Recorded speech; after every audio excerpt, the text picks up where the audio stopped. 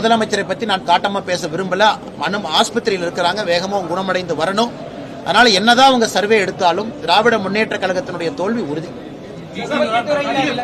ரஜினிகாந்தோட brother என்ன சொல்லிருக்காருன்னா, விஜய் அரசியல்ல ஜொலிப்பது கஷ்டம், அண்ணாமலை புத்திசாலி, அவர் அரசியல் மிக உயர்த்துக்கு வருவார் சொல்லியிருக்காரு.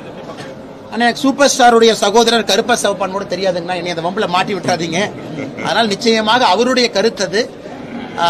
நான் ஏற்பது ஏற்காத தவறா போயிருக்குன்னா மிச்ச தலைவர்கள் இருக்கிறாங்க. விஜய் அவர்களை பொறுத்தவரை ஒரு கட்சி ஆரம்பிச்சிருக்கிறாங்க, கடுமையா பணி செய்ய வேண்டும் என்று நினைத்து களத்துக்கு வந்தா அவருடைய கையில் இருக்க வெற்றி தோல்வி எல்லாம்.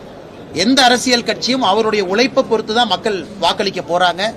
ஆனா திராவிட முன்னேற்ற கழகம் அகற்றப்பட வேண்டும். அதே நேரத்தில் நான் எனக்கு தேசிய ஜனநாயக கூட்டணியில் இருக்கிறேன், எங்களுடைய கூட்டணி ஜெயிக்க வேண்டும் என்று நாங்கள் உறுதியாக சொல்லுகின்றோம், நம்புகின்றோம். மற்றபடி ஒரு கட்சியும் நாங்கள் யாரும் தரம் தாழ்ந்து அவங்க போயிடக்கூடாதுன்னு நான் சொல்லலீங்கன்னா, கடுமையா உழைக்கட்டும். மக்கள் மன்றத்தில்